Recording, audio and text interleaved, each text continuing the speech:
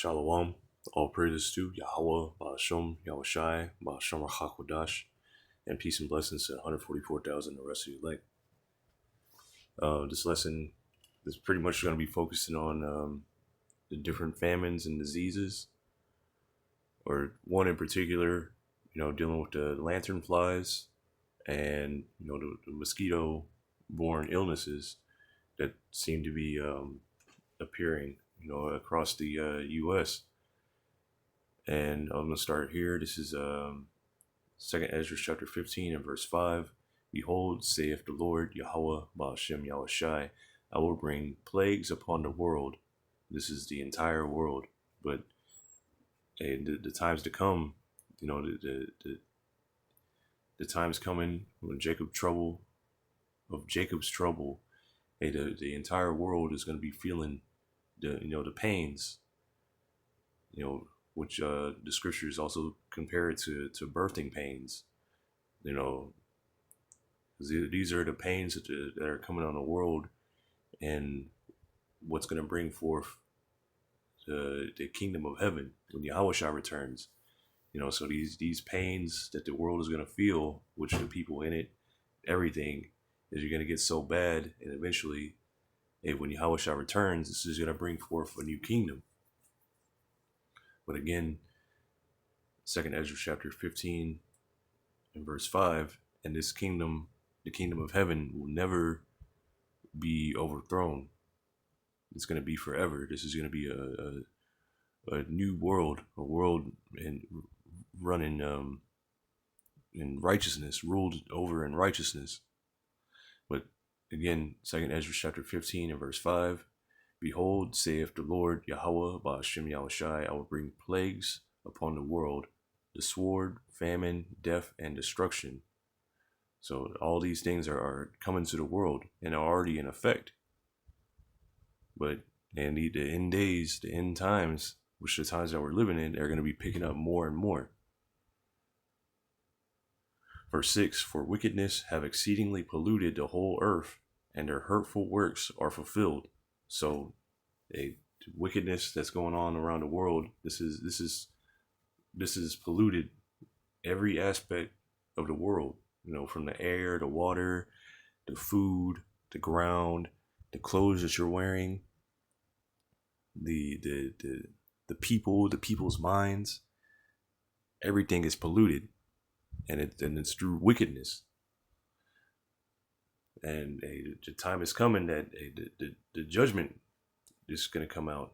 But this is from the UNRefugees.org, and it's basically like a UN site, and it just has a bunch of different information. And this article is titled Famine Explained, Definition, Causes, and Facts. And I'm only going to focus on one part, and that's number 1 here. What is famine? And famine is a situation in which a substantial proportion of the population of a country or region are unable to access adequate food, resulting in widespread acute malnutrition, and loss of life by starvation and disease. And I remember there's another scripture that says, it's better. Matter of fact, let me grab it real quick if I can.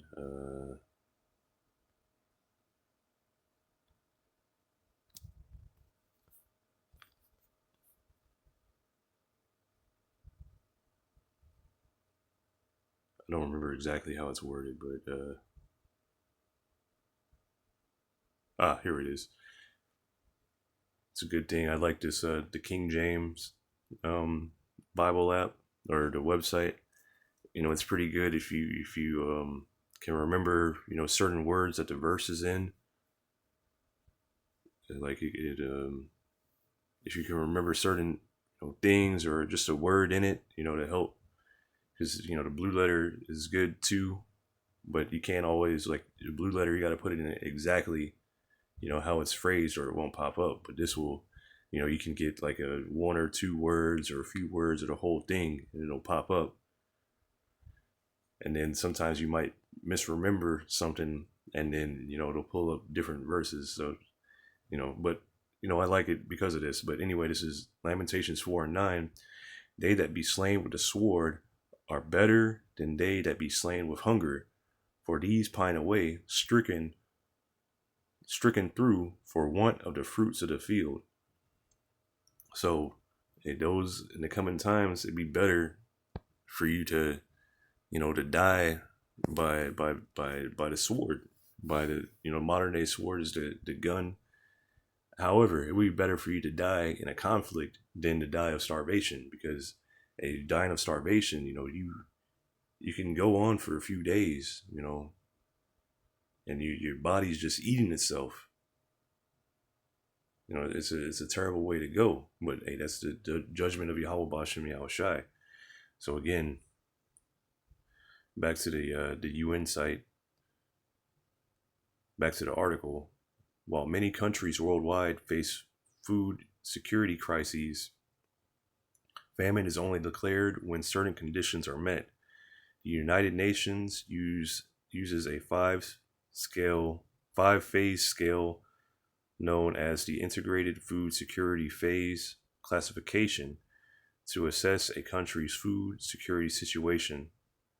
A famine classification is the highest on the IPC scale, phase 5, and occurs when at least 20% of the population face extreme food shortages. Acute malnutrition rates exceed 30%, meaning that the people experience the most extreme and visible form of undernutrition, and 2 out of 1,000 people die from starvation on a daily basis. And this is the scale that they put on there. But the times that are coming, it's going to be exceeding this. And this here is the scale. I have it on the next tab. So this is it has here basically 1 through 5, and number 1 is none are minimal. Houses are able to meet essential food and non-food needs without engaging in atypical or unsustainable strategies to access food and income. Now, this is pretty much what the U.S. Babylon the Great is in today, because you have access to food. You have different ways to get food. Like if you need help from the government or whatever, they have different programs like that. And while you do see a growing number of people, that'll pop up online, whether it be TikTok or YouTube, doing their vlogs and complaining that they're not able to make ends meet. Well, this is a growing number, but for the most part, Babylon the Great, the majority fit in this first slot. So number 2 is stressed. Households have minimally adequate food consumption, but are unable to afford some essential non-food expenditures without engaging in stress coping strategies. So here, hey, they're having to cut back on the, now you cutting back. What does that remind me of? That song by Karis, One Love's Gonna Get You. How once he started living big or whatever like that, at first they were eating like beans and rice, and now they're eating steak and beans and rice. Well, in this case, you cutting out on the steak. Now you going back to eating beans and rice. Level 3, the crisis. Households either have food consumption gaps that are reflected by high or above usual acute malnutrition, are marginally able to meet minimum food needs, but only by depleting essential livelihood assets through the crisis coping strategies. So, hey, this is where hey, you're eating maybe one meal a day. The food is high. There's also the scripture that says a loaf of bread or a measure of wheat shall cost a penny, meaning that it'll cost a day's wage. It'll cost a lot of money just for a loaf of bread. So this is, food is hard to come by, and you're spending a lot of money just to get the bare minimum. This is that level of famine. Matter of fact, let me get that real quick. Let me see here.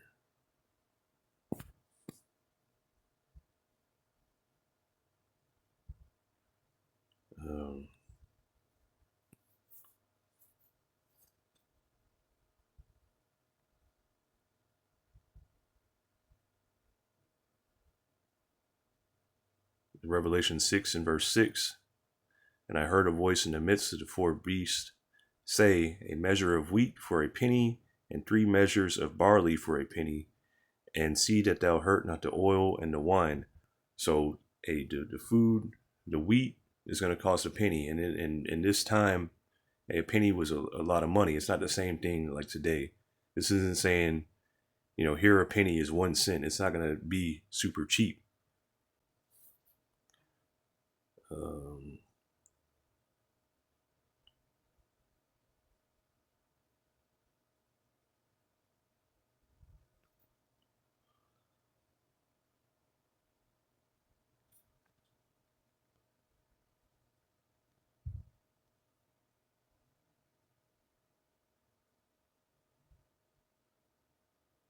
Let's go here to the NLT.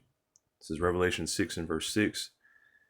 In the NLT, and I heard a voice from among the 4 living beasts or living beings say, a loaf of wheat bread or 3 loaves of barley will cost a day's pay, and don't waste the olive oil and the wine. So these things will cost a day's pay. The entire day. Consider what you make here, for a living or whatever. You make $25 an hour or whatever like that. And you work, 8 hours? What is that? Math ain't so good right now. Is it about $200 a day? Well, hey, expect due to hyperinflation, expect the bread to cost that much. Expect the food to be, ridiculously high compared to right now.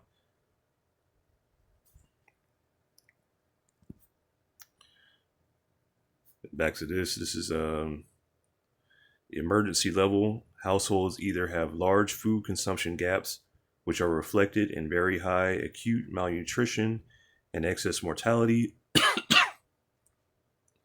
are able to mitigate large food consumption gaps, but only by employing emergency livelihood strategies and asset liquidation. And it reminds me of, I think it's 2 Kings 6. There was a famine in Samaria, and, the people, resorted to eating, dove's dung and the head of an ass. And there was these 2 women that boiled the first woman's child and ate it, resulting in cannibalism. But this is number 5. Households have an extreme lack of food and or basic needs even after Households have an extreme lack of food and or other basic needs even after full employment of coping strategies. So they exhausted every avenue. They spent all the money. They took on extra jobs. They've tried to scrounge around everything. They've exhausted everything. Starvation, death, destitution, extremely critical acute malnutrition levels are evident. How they show, every time they show like one of them commercials, about Ethiopia or Africa or whatever, you don't see it so much because people, I don't watch TV, but I remember back in the day they always have them commercials online where you send money or whatever to somebody, and supposedly you be feeding people in Africa, and they showed like the footage, the people that they took there, and they all look malnourished and starving and skin and bones. Well, this is like how bad it's going to get. This is all over the world, especially here in Babylon the Great. But that's enough of the chart. Just showing the levels of how bad things are going to get, because they have here the levels of famine to where it's actually, extreme famine, and this is what's coming on the earth. So here, this is 2nd Ezra chapter 16 and verse 21. Behold, victuals shall be so good cheap upon earth, that they shall think themselves to be in good case. So right now, the things are in the green. They think it's all good. You got food. They're even cloning food. They're growing lab grown food. All this stuff. It's all good. You can still go get fast food or whatever like that. Yeah, it's a little expensive. Might cost you something, but hey, you can still go get it. And even then shall evils grow upon earth, sword, famine, and great confusion. So the times that are coming, hey, the sword is coming, death is coming, destruction coming, woe into the world. Famine. Like I just read, hey, you're not gonna be able to get any food. You're gonna be going large gaps of time without getting any food. You know, and great confusion. Hey, these are very confusing times, and the times to come that are going to be even more confusing. Because hey, the communication is going to be cut off. There are going to be blackouts. You're not going to be able to get on the internet. You're not going to be able to type into Google, what do I do in this situation? And actually,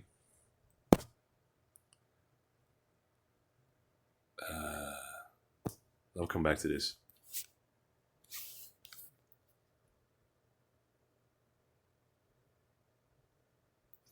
This is Jeremiah chapter 30, and I'll start up a little bit.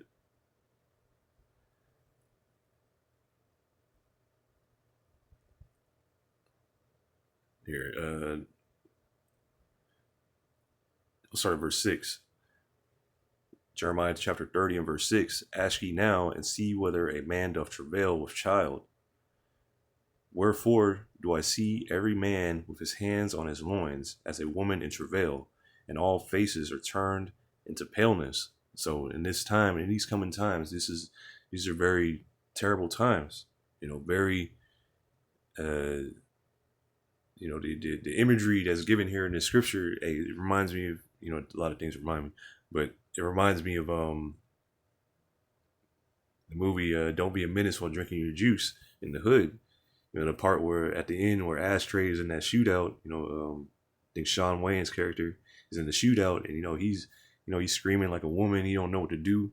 Well, in these coming times, like the men in these times in this society are not gonna know what to do in this situation, in this coming time, because they haven't experienced any hardships or anything like that. And even the men that have experienced hardships, they're not gonna know what to do either. The only people that are gonna know what to do are the people, the men of the Lord, starting with them, who Yahweh Ba'Shem Yahushai is working with. Those are the only people that aren't gonna be panicking. Verse 7, alas, for that day is great, so that none is like it. It is even the time of Jacob's trouble, but he shall be saved out of it. So this time is coming, is known in the scriptures as Jacob's trouble. This is going to try the whole world. This is going to be a terrible time. This isn't going to be a cakewalk. None of that stuff. These are terrible times coming. But Jacob, the elect of Israel, will be saved out of this. Let me go back. This is 2nd Ezra chapter 16 and verse 21 again. Behold, victuals shall be so good cheap upon earth, that they shall think themselves to be in good case, and even then shall evils grow upon earth, sword, famine, and great confusion. Verse 22, for many of them that dwell upon earth shall perish of famine. It's many people are going to die of this famine that's coming. And the other that escape the hunger shall the sword destroy. So, hey, you escape the hunger, hey, you're going to get killed by the sword. Verse 23, and the dead shall be cast out as dung, and there shall be no man to comfort them, for the earth shall be wasted, and the cities shall be cast down. Okay, so if you continue reading, it says that there's not going to be anybody here to till the earth, or to, nobody's going to be dwelling in the cities. But this here, I just had a quick video. So going into the famines, this is from KHOU 11, and I'm not sure why the video is not playing.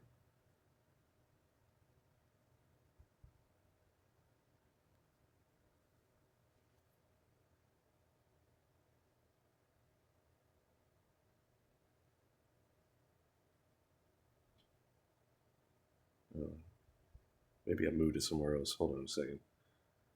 No.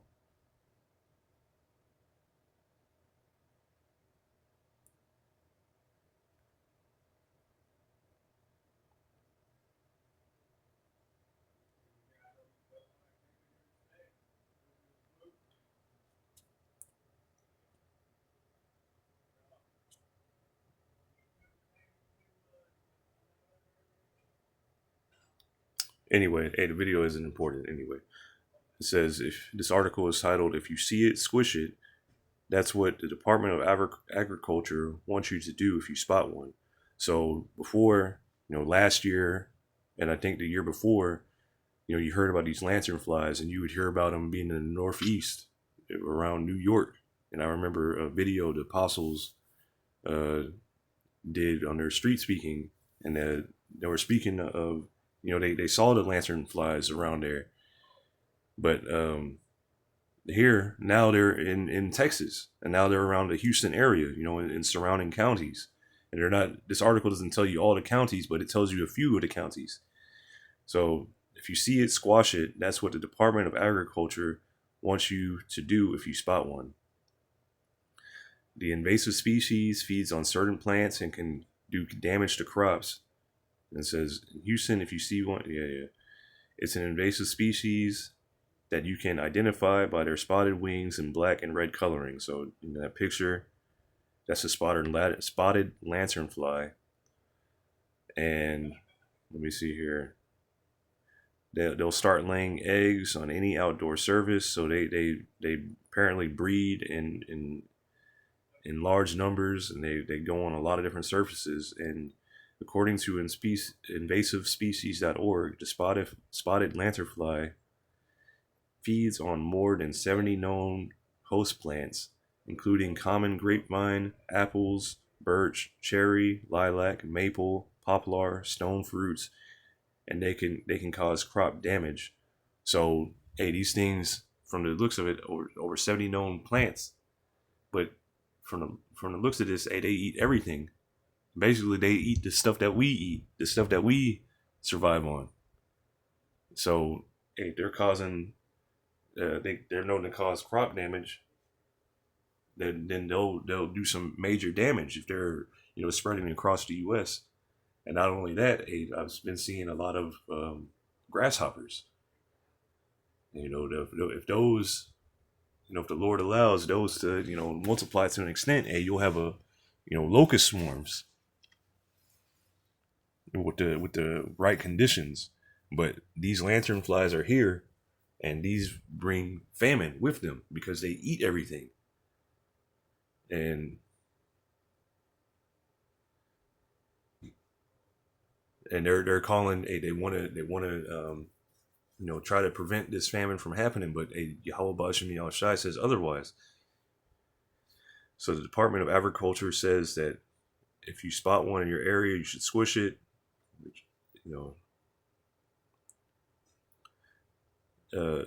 According to Texas A&M AgriLife, human-assisted movement poses a significant threat. The spotted lanternfly, which is native to Asia, can hitchhike at any stage of life. That is why it's critical to thoroughly check any plant or material that comes from areas known to have infestations or lanternflies. So that's pretty much the end of the article. But it says from this, this entire country or whatever is sustained by travel. The products moving from one place to a place. I can't remember what the thing is called right now. The it's on the tip of my tongue. The transportation system. The basically like all the 18-wheelers, the ships, all that kind of stuff. This is how the country survives, by moving these products from place to place. The infrastructure. And they can't just shut down the infrastructure because the place would collapse.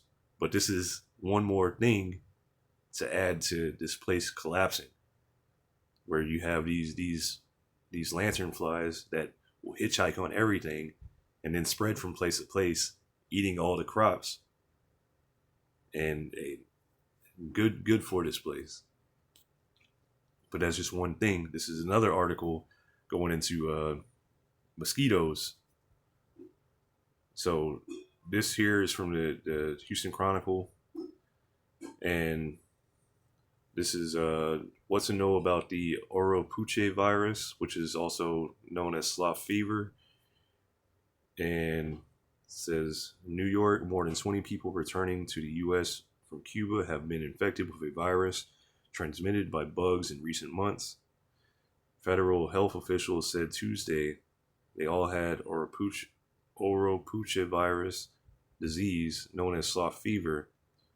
None have died, and there is no evidence that it is spreading in the U.S., but officials are warning U.S. doctors to be on the lookout for the infection in travelers coming from Cuba and South America. And that's pretty much all I'm going to read from this. I'm going to go to the CDC article where it talks about it. It says, I'm going to go here. The clinical signs and symptoms of Oropouche virus are similar to those of other arboviral diseases such as dengue, Zika, and chikungunya. After an incubation period of 3 to 10 days, patients typically experience an abrupt onset of fever, chills, headache, myalgia, and arthralgia. These other symptoms might include retroorbital pain, meaning basically the headache. Myalgia is like your muscle pains. Arthralgia is like joint pains. Other symptoms include retroorbital pain, meaning the back of your eyes, like behind your eyes, hurts. Photophobia, meaning that you're sensitive to the light. Vomiting, diarrhea, fatigue. Maculopapular rash, meaning that you'll have a rash, and it'll be like a raised, the area where it's affected can be raised, and it'll be flat at the same time, like a conjunctival injection. I don't remember what that was. Conjunctival. Oh, that's eye redness. So your eyes can be red. I think. Let me double check that.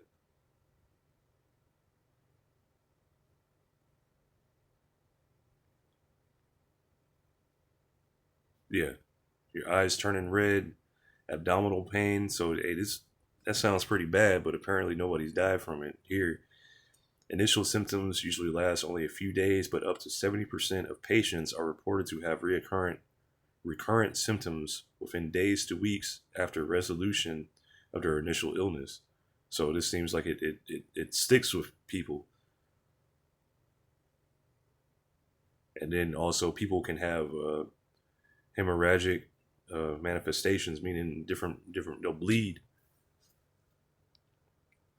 But this is here in Babylon the Great. This is part of the diseases, the famines, the plagues. This is part of the things that are the different torments coming to Babylon the Great. The different judgments. Another one, this other article. This is 11 News. I'm not sure if this is I guess it's out of New Hampshire, but person dies after tested positive for mosquito-borne encephalitis virus, and a New Hampshire resident infected with the mosquito-borne Eastern equine encephalitis virus has died. The state health authorities said, and I believe if they had a county where they pretty much are going to shut it down, or they're enabling not enforcing curfews and whatnot, but I don't know if this is that same state. I don't remember exactly, but the Hampstead's residents' infection was the first in the state in a decade. The New Hampshire Department of Health and Human Services said Tuesday. The resident, whom the department only identified as an adult, had been hospitalized due to severe central nervous system symptoms, the department said. About a third of the people who develop encephalitis from the virus die from the infection. So a third of people that get this die. So every two or 1 out of 3 people die out of this. And survivors can suffer lifelong mental and physical disabilities. And that, wow, that's fuck you up. Not only, okay, if you don't die, you might get some mental or physical disabilities from this too. There is no jab or antiviral treatment available for infections, which can cause flu-like symptoms and lead severe neurological disease along with inflammation of the brain and membranes around the spinal cord. So that's all I'm gonna read from that. I'm gonna go to the CDC again, where it talks about this. This is an article about Eastern equine encephalitis. So again, just an overview. It's spread through mosquitoes. Only a few cases are reported in the United States each year. Most cases occur in eastern or Gulf Coast states. So I think there was one. I think they found some horses that had got infected with this, in Harris County, which is basically Houston. Although rare, Eastern equine encephalitis is very serious. Although approximately 30% of people with encephalitis, EEE, they call it triple E, die, and many survivors have ongoing neurologic problems. Symptoms of Eastern or EEE or triple E can include fever, headache, vomiting, diarrhea, seizures, behavioral changes, and that's not very specific. I don't. Maybe there's a. No, there's not more on this article. So whatever the behavioral changes are, like that could be. That's a very broad statement. And drowsiness. So, I'm kind of curious about the behavioral changes, but basically, since they said it's a neurological kind of disease, and it causes brain inflammation, like no telling, what that does. It also said it causes what did that article say? Did it say mental problems? Mental and physical disabilities. So, and whatever that includes, it might be different from case to case. And there's no jabs, there's no medicines, nothing they can do about this. Which is also showing you, hey, this is the power of Yahweh Bashem Yahushai. He created all this. This is Sirach chapter 39 and verse 28. There be spirits that are created for vengeance, which in their fury lay on sore strokes. So all these spirits, all these different diseases, the famines, the everything that you see, they're created for vengeance. There be spirits that are created for vengeance, which in their fury lay on sore strokes. In the time of destruction, they pour out their force and appease the wrath of him that made them. So these spirits that are created for vengeance, they appease the wrath of Yahweh Bashem Yahushai. Fire and hail and famine and death, all these were created for vengeance. So most of this lesson been going into famine and death. So these were created for vengeance. These are things that appease Yahweh Bashem Yahushai's wrath. And the coming times, Yahweh Bashem Yahushai is going to be, so many different spirits are going to be out there. So much death is going to be pouring out that at the end of all this, Yahweh Bashem Yahushai, it's going to appease him. Teeth of wild beasts and scorpions, serpents, and the sword punishing the wicked to destruction. These shall rejoice in his commandment, and they shall be ready upon earth when need is. So these things are already ready. And the lesson going into these lantern flies, the mosquitoes, those things are already here. And they're being put into place wherever they need to be.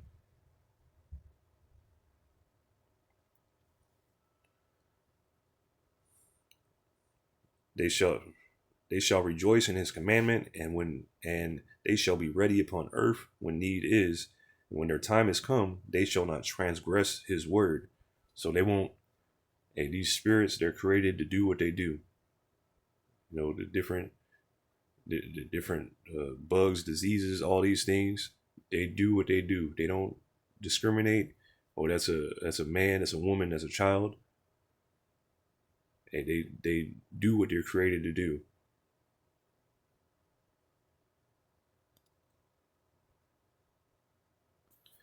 This is Isaiah 45 and verse 7, because I'm going to start at verse 6, because Yahweh Ba'Shem Yahushai is in control of everything. You know, he's in control of everything. And a lot of people think that, you know, Yahweh, who they ignorantly call God, is just an all-loving being. But no, he's a being of perfect balance. So this is Isaiah chapter 45 and verse 6. Oh, I'm going to start at verse 5. It says, I am Yahweh, Ba'Shem Yahushai, and there is none else. There is no God beside me. I girded thee, though thou hast not known me. So it's speaking to Israel. You know, Israel's going off worshiping other gods and all these things, worshiping idols. And today they worship, you know, Jesus Christ, you know, an idol. You know, it's not what how the scriptures describes the Son of the Heavenly Father. That's not who Yahweh Ba'Shem Yahushai set up for us.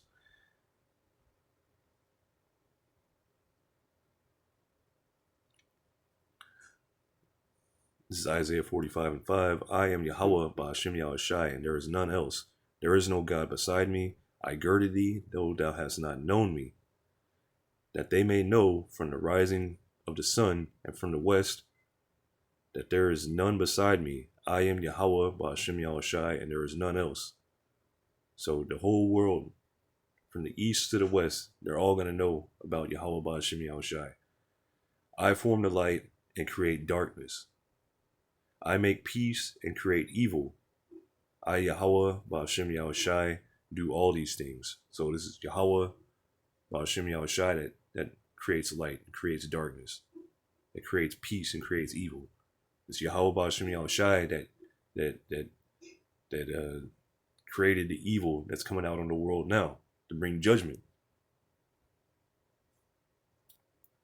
This is Deuteronomy chapter 32, verse 39. See now that I, even I, am He, and there is no God with me. I kill and I make alive. I wound and I heal, and there is, and it's like it.